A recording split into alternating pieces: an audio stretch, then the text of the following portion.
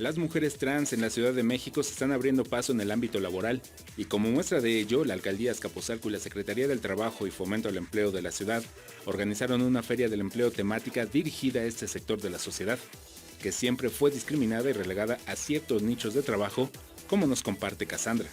De hecho, las etiquetas, que así lo podemos llamar, pues nos enrolan en un tema que tiene que ver con peluqueros o costureros o trabajo sexual. Sin embargo, déjame decirte que yo soy la primera mujer trans aquí en la Ciudad de México, que trabajo en gobierno, tengo 18 años trabajando para la Secretaría de Trabajo. En esta feria del empleo se presentaron empresas que se están sensibilizando sobre este tema, permitiendo que las personas trans desempeñen funciones para las que están capacitadas sin el prejuicio de la identidad de género. Específicamente porque está habiendo un tema muy incluyente sobre las mujeres trans. Hoy en día, independientemente de tener un cambio o no de identidad, están ellas siendo aceptadas por las empresas.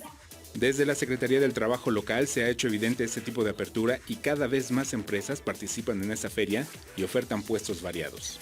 Yo creo que ahora las empresas están más sensibilizadas.